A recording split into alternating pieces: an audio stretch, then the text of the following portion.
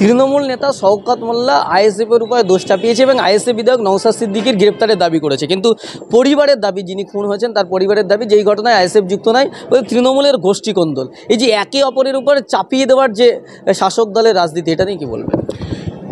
দেখুন, একটা খুন তো হয়েছে, এবার এই বিষয়ে শওকত মোল্লা নওশাদ সিদ্দিকী সাহেবের উপর যেটা চাপাচ্ছেন বা এক অপরকে যেটা করছেন, এইটা তো এই মুহূর্তে বলা যাচ্ছে না যে কারা করেছে। তবে পশ্চিমবঙ্গের জনসাধারণ এটা জানে যে কার পাস্ট কি আছে, অতীতে তাদের ইতিহাস আছে, তারা কি করে, কে খুনের রাজনীতি করে, এটা জনগণ জানে। এটা নিরপেক্ষ তদন্ত সাপেক্ষ, এটা নিরপেক্ষ করলেই তাদের যে মূল চক্রান্ত বা রাজনীতিকভাবে যে খুন হয়েছে, আমরা চাই যে এটা নিরপেক্ষ তদন্ত হয়ে জনগণের সম্মুখে নিয়ে আসা হোক। এইটা রাজ্য সরকার এবং রাজ্য পুলিশকে এই দায়িত্ব নিতে হবে। গত দুদিন আগে আমরা দেখলাম যে ভাঙড়ে একজন তৃণমূল নেতা খুন হয়েছেন এবং সেই ঘটনায় আমরা দেখছি যে কলকাতা পুলিশের মতো জায়গায়, যে কলকাতা পুলিশ যে ভাঙড়টা টেক ওভার করেছে, যেখানে খুন হয়েছে সেখান থেকে মাত্র 400 মিটার দূরত্বে ভাঙড় থানা, সেই জায়গায় এখানে একেবারে খুন হচ্ছে। কি বলবেন এই বিষয়টা নিয়ে? এ বিষয়টা বলবো যে প্রশাসনিক সম্পূর্ণ ব্যর্থতা এবং বিশেষ করে রাজ্য সরকার মানে এমন একটা পলিটিক্স খেলতে চাইছে যে একটা বিশেষ করে মারবে মুসলিম এবং মরবে মুসলিম, এইরকম একটা পলিটিক্যালি গেম তারা খেলতে চাইছে এবং গোষ্ঠী কন্দল তাদের মধ্যে জিয়ে রাখার একটা প্রয়াস তারা করছে। এই জন্য আমরা সম্পূর্ণভাবে এটাকে ধিক্কার জানাচ্ছি এবং এর সঠিক তদন্ত হওয়া উচিত। এবং একটা মানুষের জান নিয়ে যে রাজনীতি, একটা মানুষকে যে খুন করে রাজনীতি, এটা কোনোভাবেই মানা যায় না। এটা আমাদেরকে ভাবতে হবে যে মমতা ব্যানার্জি তার একদম থানার কাছাকাছি, যেখানে মানুষের একদম নিরাপত্তা দিতে ব্যর্থ, এবং শাসক দল, সেটা মানে শাসক দলের নেতাকে খুন করা হচ্ছে থানার সামনে, থানার কাছাকাছি। তাহলে এইটা প্রশাসনের একদম ব্যর্থতা মনে করি আমরা। সেই জন্য প্রশাসনের যে গাফিলতি এবং প্রশাসন নিরপেক্ষভাবে তদন্ত করা উচিত এবং সেইখানে যারা প্রকৃতপক্ষে দোষী তাদের অ্যারেস্ট করতে হবে, আইনের আওতায় এনে তাদের বিচার করতে হবে বলে আমরা সম্পূর্ণভাবে দাবি জানাচ্ছি। আমরা দেখলাম যে এই ঘটনায় তৃণমূল নেতা শওকত মোল্লা আইএসএফের উপরে দোষ চাপিয়েছে এবং আইএসএফ বিধায়ক নওশাদ সিদ্দিকীর গ্রেপ্তারের দাবি করেছে, কিন্তু পরিবারের দাবি, যিনি খুন হয়েছেন তার পরিবারের দাবি যেই ঘটনায় আইএসএফ যুক্ত নয়, ওই তৃণমূলের গোষ্ঠী কোন্দল। এই যে একে অপরের উপরে চাপিয়ে দেওয়ার যে শাসক দলের রাজনীতি, এটা নিয়ে কি বলবেন? দেখুন, একটা খুন তো হয়েছে, এবার এই বিষয়ে শওকত মোল্লা নওশাদ সিদ্দিকী সাহেবের উপর যেটা চাপাচ্ছেন বা এক অপরকে যেটা করছেন, এইটা তো এই মুহূর্তে বলা যাচ্ছে না যে কারা করেছে।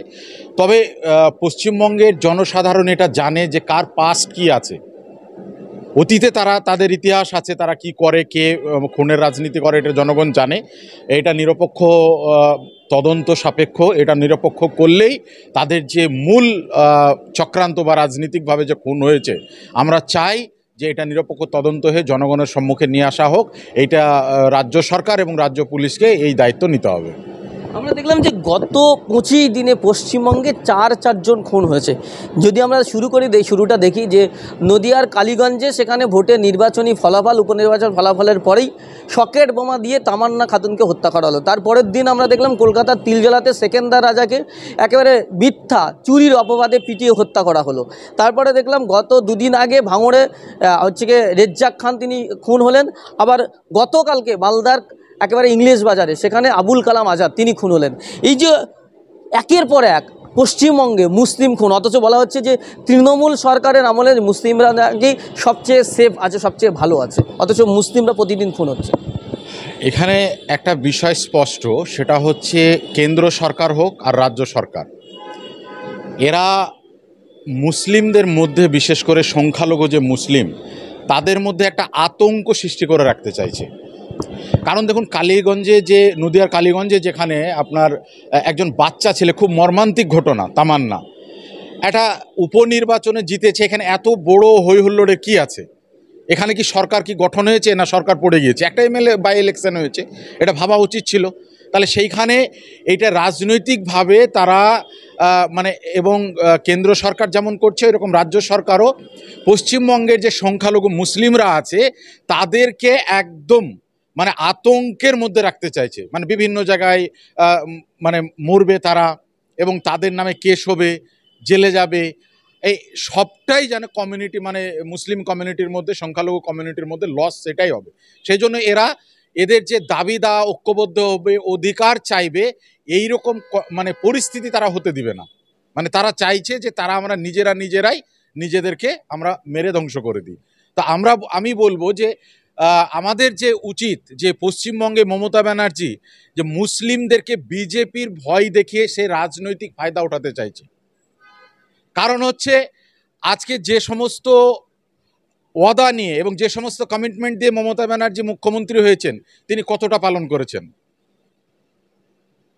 এবং যে পরিমাণে আজকে মুসলিম বাঙালি, বিশেষ করে বাঙালি সবাই বিভিন্ন যে পরিযায়ী শ্রমিক, তাদের ব্যাপারে মুখ্যমন্ত্রী অ্যাকচুয়ালি প্রথম থেকে যদি কড়াভাবে পদক্ষেপ নিতেন এবং তিনি সঠিকভাবে বিবৃতিগুলো দিতেন এবং স্টেটের পক্ষ থেকে যে কোঅপারেশন করতেন, তাহলে এই পরিস্থিতি হতো না। মানে আমাদের এখানে তাদের সঠিক আইনি সহায়তা এবং আমাদের এখানে যে কাজের যে সংস্থান সেটাও আমাদের মুখ্যমন্ত্রী দিতে ব্যর্থ।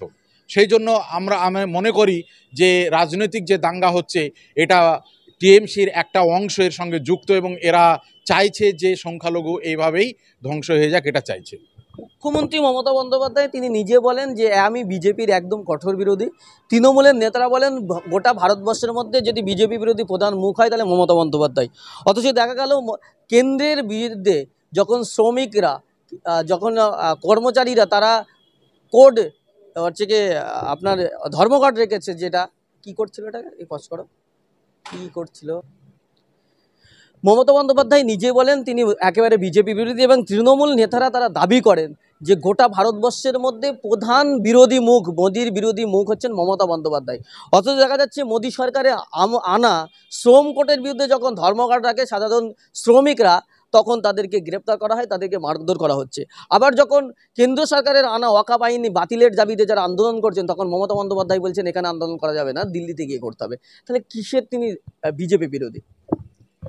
এখানে দেখুন, মমতা ব্যানার্জি মুখ্যমন্ত্রী মাননীয়া তিনি ওয়াকাফের ব্যাপারে বলেছেন যে আপনারা দিল্লি গিয়ে আন্দোলন করুন।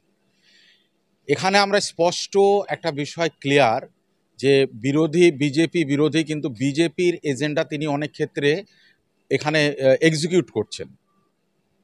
যেমন আমরা বিশেষ করে কিছুদিন আগে দেখলাম যে রেশন ডিলারদের মাধ্যম দিয়ে দীঘার যে জগন্নাথ মন্দিরের প্রসাদ তিনি সবার বাড়ি আব্দুল করিম আব্দুল জব্বারের বাড়িও পাঠিয়ে দিলেন। তো এইটাই কি বিজেপির বিরোধিতা? না বিজেপি যে এজেন্ডা দেয় সেটা মমতা ব্যানার্জি এক্সিকিউট করছেন এখানে। বিজেপি বিরোধিতা যদি হয় তাহলে ওয়াকাফ আইনটা তো নিয়ে এসেছে বিজেপি সরকার, কেন্দ্রীয় সরকার সংশোধনী যে আইন, তাহলে সেইটা প্রত্যেকটা নাগরিকের সাংবিধানিক মৌলিক অধিকার হচ্ছে যে সে রাস্তায় নেমে শান্তিপ্রিয়ভাবে গণতান্ত্রিকভাবে আন্দোলন করবে। অথচ আজকে মমতা ব্যানার্জির পুলিশ, তিনি মমতা ব্যানার্জি মুখ্যমন্ত্রী এবং পুলিশ মন্ত্রী, তিনি সম্পূর্ণভাবে এই আওয়াজকে বন্ধ করার জন্য সমস্ত রকমের প্রচেষ্টা তিনি করছেন। তাহলে কিভাবে তিনি বিজেপি বিরোধী হলেন? এটা তো মমতা ব্যানার্জির বিরুদ্ধে আন্দোলন নয়, এটা অ্যাকচুয়ালি মমতা ব্যানার্জির এটা কেন্দ্র সরকারের বিরুদ্ধে। উনি কেন এটাকে দমাতে চাইছেন? তার মানে কি তিনি বিজেপিকে এখান থেকে খুশি করতে চাইছেন না? এটা বিজেপিকে অ্যাকচুয়ালি বকলমে খুশি করাই হচ্ছে। সেই জন্য বলবো যে মুখ্যমন্ত্রী মমতা ব্যানার্জি আজকে প্রায় মুসলিম 80% ভোট নিয়ে তিনি মুখ্যমন্ত্রী হয়েছেন। আজকে মুসলিমদের যে অকাপ পৈতৃক সম্পত্তি, যে অকাপ সম্পত্তি, গরিব মানে মাদ্রাসা, মসজিদ, ঈদগাহ, সেটা আজকে বিলীনের পথে গিয়েছে। এইটাতে মুখ্যমন্ত্রীর পশ্চিমবঙ্গ সরকারের পক্ষ থেকে বিধানসভায় রেজুলেশন পাশ করে এবং রাজ্য সরকারের পক্ষ থেকে সুপ্রিম কোর্টে এটা কেস করা উচিত, কিন্তু সেটা তিনি সম্পূর্ণভাবে চালাকি করছেন, রাজনীতি করছেন। এটা মানুষ জেনে গেছে যে তিনি ওয়াকাফ নিয়ে একটা রাজনীতি করছেন, বিজেপির সুবিধাই করে দিচ্ছেন এখানে।